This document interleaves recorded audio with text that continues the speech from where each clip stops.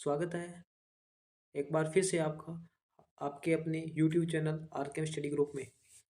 तो आज अपने बात करते हैं एक रीट जो पात्रता परीक्षा है में नॉर्मलाइजेशन होगा या नहीं होगा, और होगा तो कितने अंक तक हो सकता है, और यदि नहीं होगा तो मतलब किस प्रकार से नॉर्मलाइजेशन होता है, इसकी पूरी अपनी चर्चा वीडियो में करने वाले हैं। दोस्तों, अभी तक आपने हमारे चैनल को सब्सक्राइब नहीं किया तो चैनल को सब्सक्राइब कीजिए और अपने दोस्तों के साथ शेयर कीजिए। आज का अपना जो टॉपिक रहेगा वो है यानी रीट पात्रता परीक्षा की नॉर्मलाइजेशन। देखो, पहली बात तो है नॉर्मलाइजेशन होगा। नॉर्मलाइजेशन होने के कारण है क्योंकि जो L2 के जो एग्ज़ाम है वो दो शिफ्ट में हुए थे। एक तो 27 वाली शिफ्ट थी और एक दो सेकंड एग्ज़ाम हुआ था, वो कौन सा था, 28 वाली शिफ्ट में हुआ था।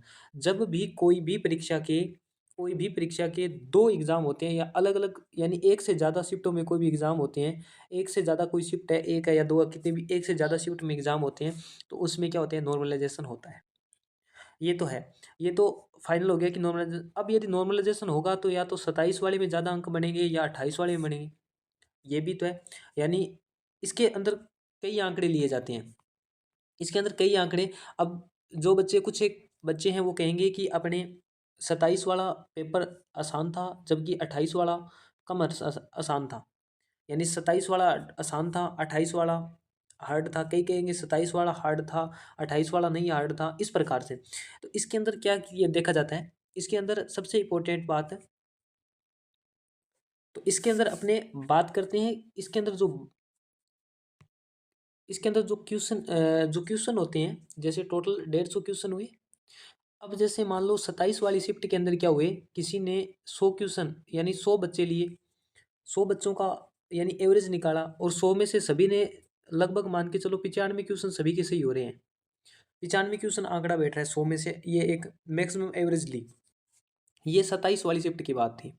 ऐसे ही 28 वाली जो शिफ्ट थी उसके अंदर देखा जाएगा, 28 वाली शिफ्ट के अंदर जैसे 100 बच्चे लिए, और 100 बच्चों में से जैसे मान के चलो उनके एवरेज 100 बच्चों के लगभग 100 के 100 ही बन रहे हैं। ठीक है, 100 के 100 ही बन रहे हैं। अब इसके अंदर दो चांस होते हैं, या तो 95 वालों को अंक दिया जाए, यानी जैसे मान लो 3 अंक दे दिए और इधर से 2 अंक काट लिए, तो यानी दोनों का समतुल्य 98-98 क्वेश्चन कर, यानी सभी का 98-98 हो गया। इस प्रकार से इनकी एवरेज निकाली जाती है। तो अब अपने जैसे जितने भी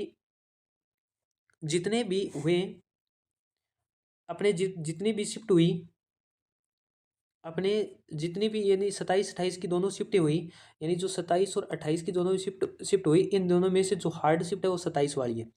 तो जो नॉर्मलाइजेशन के अंदर 27 वाले को अंक मिलने की संभावना है। मिलेगा कितना, 1 अंक से 2 अंक, अधिकतम है 2 अंक। 1 अंक से लेके 2 अंक अधिकतम।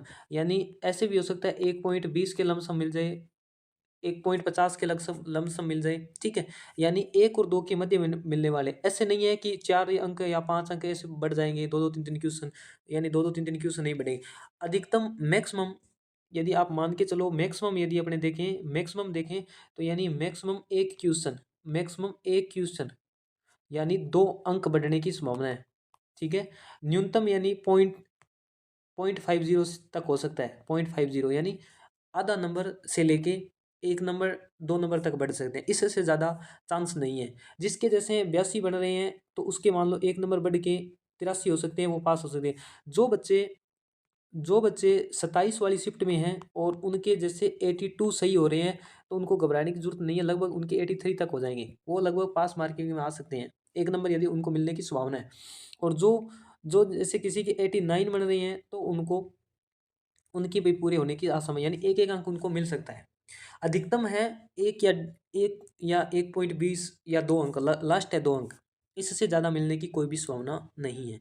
जैसे आप किसी के यदि 3 क्वेश्चन कम रह रहे हैं, 2 क्वेश्चन कम रह रहे हैं, तो उनको बिल्कुल भी वो आगे नेक्स्ट एग्ज़ाम के लिए बढ़िया और तैयारी करें, क्योंकि इसके अंदर अधिकतम 1 अंक बढ़ने की, 1 क्वेश्चन बढ़ने की संभावना है, यानी 1 या 2 अंक। लास्ट है 2 अंक तो बहुत ज़्यादा है।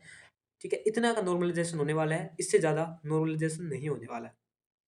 और यदि 28 की बात करें तो उनमें देखो क्या होगा, उनके कटने की संभावना तो कम है। बाकी अब बोर्ड क्या करती है वो देखा जाएगा। इस प्रकार से आपको ये नॉर्मलाइजेशन का पूरी वीडियो में मैंने समझाने की कोशिश की, आपको वो अच्छा लगा होगा। तो अपने दोस्तों के साथ शेयर कीजिए और एक लाइक कीजिए। मिलते हैं एक नेक्स्ट वीडियो में, तब तक के लिए धन्यवाद।